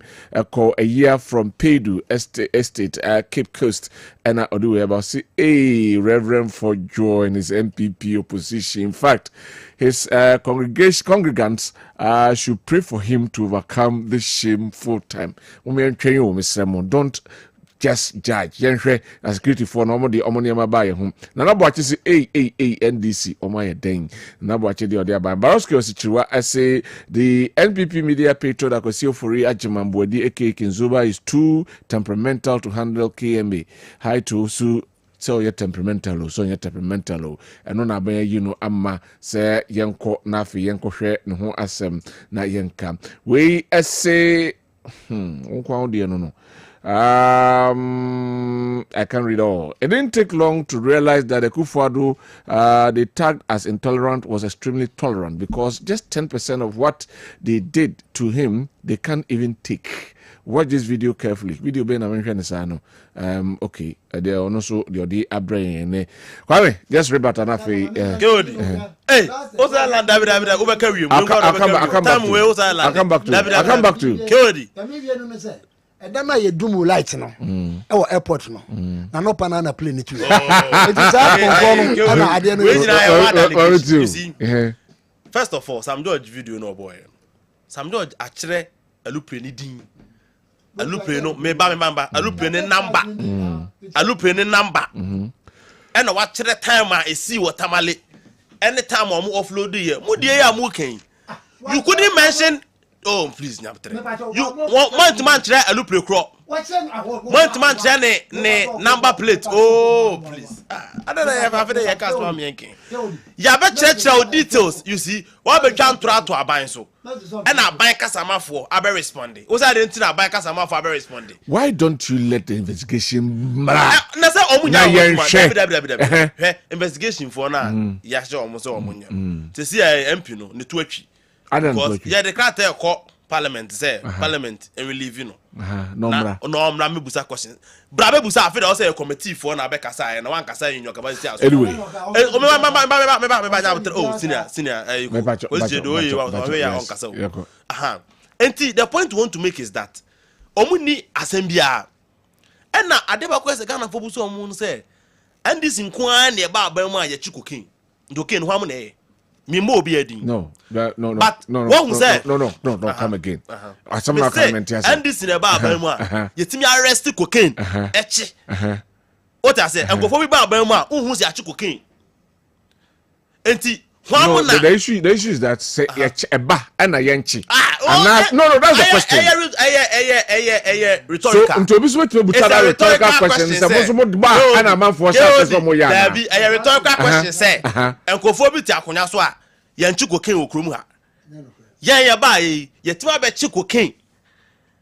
Oh more security agencies abaso. O dey send this kura na omo ya abaso a. Security agencies no the same security agencies in the same security agencies. Yes. Me say send this abayin po na omo ya baso say yetimi achi sa cocaine na.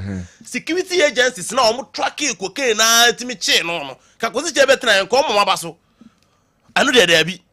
Enti Ghana ni bi abusa na won say eh abayin bi ba otimi de nem agu akwam etimi chi cocaine. Abayin bi ba unhu si achi bi da. Enti cocaine ho am na eye e na ho am na eche. Amafo busa unam street and go for busa. Thank you. That tag na mbeso mo force wa ebeye cocaine honsem no. Ghanaians know people who trade cocaine. Medasi. Thank you very much. Medasi pa mianko with the next 5 minutes yanko. Nyame aduma on the 11th of this month award Techimine. And they an improved version according to the Agric Minister of the Planning for Food and Jobs ebeba we operation Feed Ghana initiative nyame adoma ebaso ewo eye Techimine Friday a eda ye nimu na mienhwe say enkoye the same old story yenua what we eat and then export what we can't and then nkro ne ba no yabe friends Planning for Food and Jobs initially say ye juma second part na fa ajegu are we not going to see similar things when it happens like that? See, I'm funny man to talk with more. Are we not going to experience the same thing now? And nay, ye paya Greek na ni jahwe. Because Mama say for free. By answer no mama correct ya deka krebio.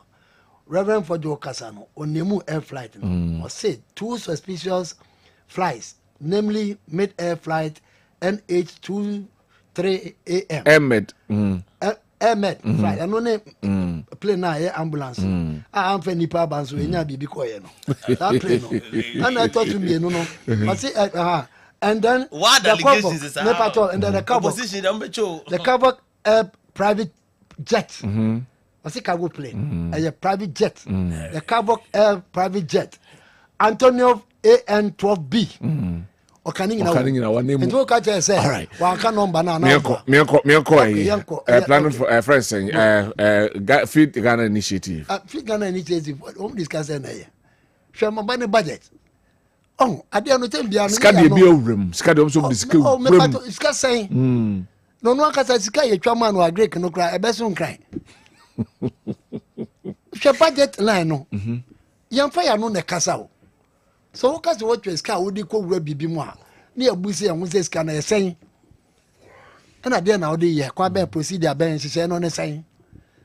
Omu Casaqua, Omu Casasa, Kenya, you could be initiated being near the go into the budget near share how much was given to the Ministry of Agric for them to work. What I say, but me as well budget no more. No, your friend is appendix 4. What is here? Man no sika bi ni akoda ne ama no enti wokọ no akọji bi ama nkoda no na de aka no obedi awadi no abepeni be bi ade.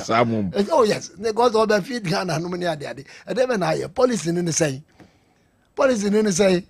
Se ye kwako bia no wachachi ma anase ye fa ye wi ane aye den. Ye wi ho na ane aye den. Enti no mo mra out. Odi, o mo nem o mo ye ni nyina na edu tem bia na me busa mo say.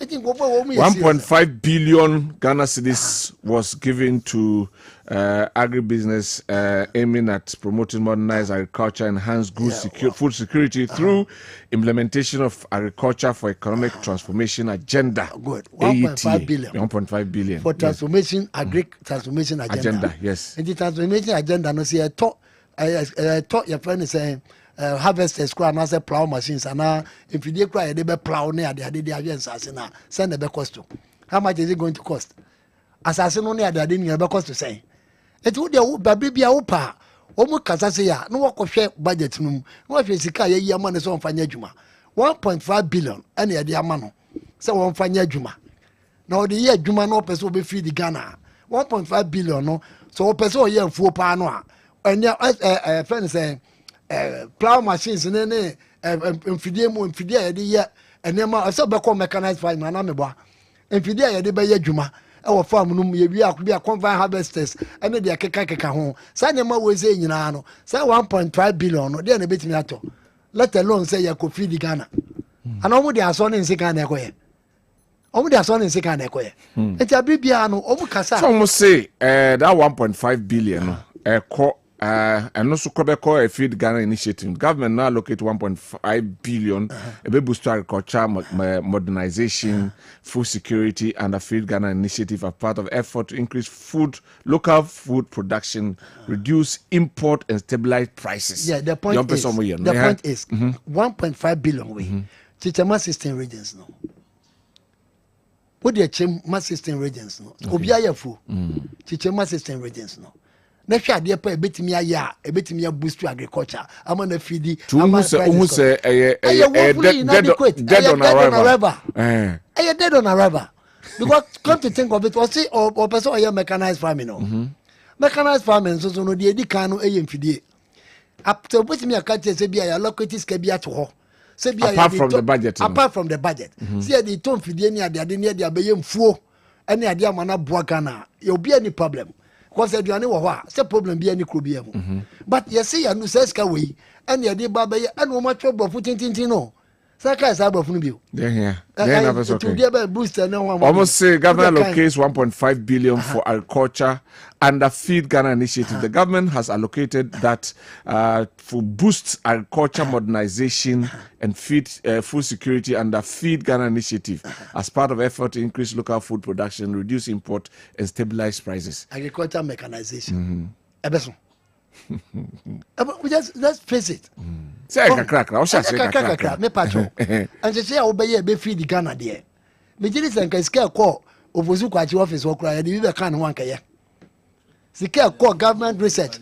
Oh, anya. Oh, that mani san say why na dem na meje free no.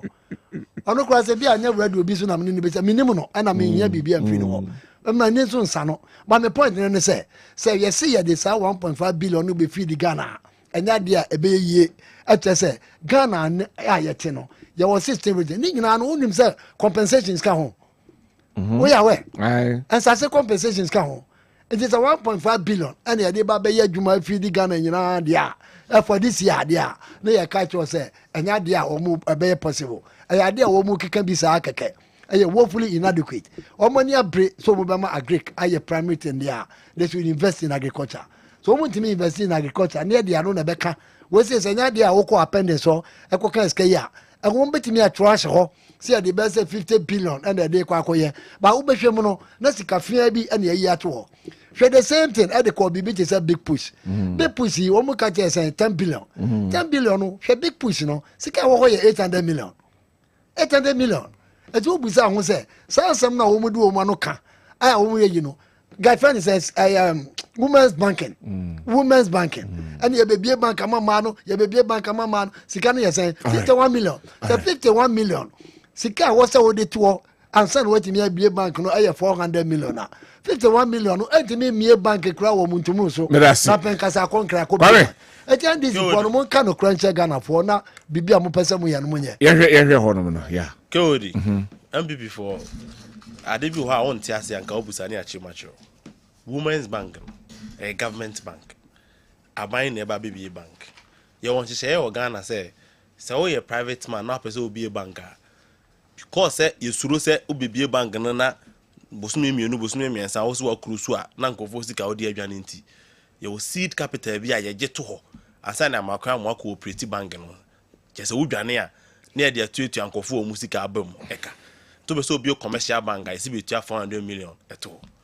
Government, could be a banker. Was the government in you 400 million? If I'm got to an Abay Jania, I buy the Baby Tutiaka, and I could say, I want 51 million as well. You see, sometimes, oh, please.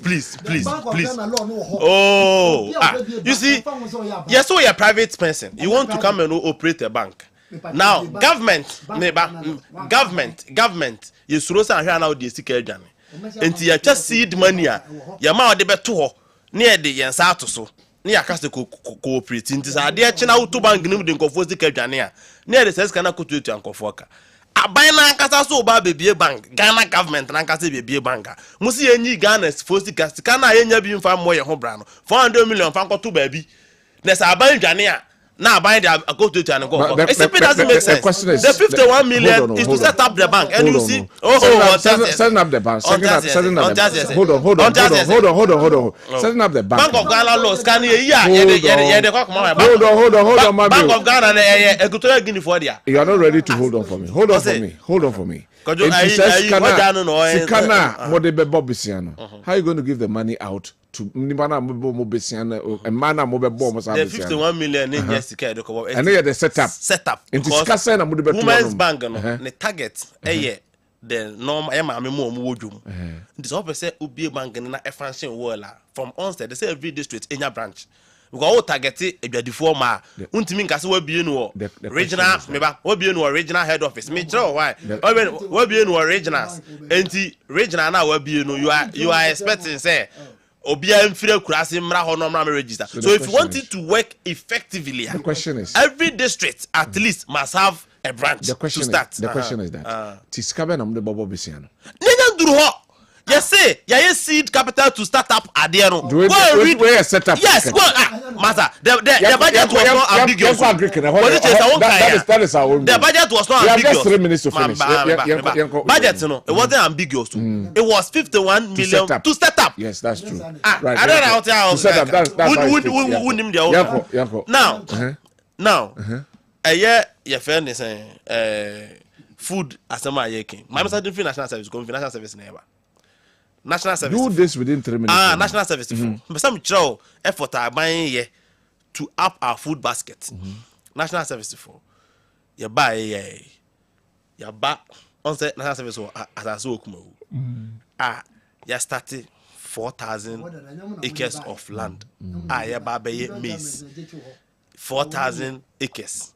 Now last week ye buy on say Kessben for crown ma musumo baby am be try musumo yi TV sama for here ya plow asase ni nyina contractor so ha ye be do 4,000 acres we are national service for na Kumawu ho na ye do 100 acres tomatoes ya bon coffee ya lay irrigation pipes last week Kessben for me de mukobi mo buy no mo hu say ya next 10,000 seedlings are ready I dem call room ni nyina mu a ye ba be transplant nkofe na ya bone irrigation project ni nyina e wo ho ye nyina ya ban ni effort all ye to up your food basket.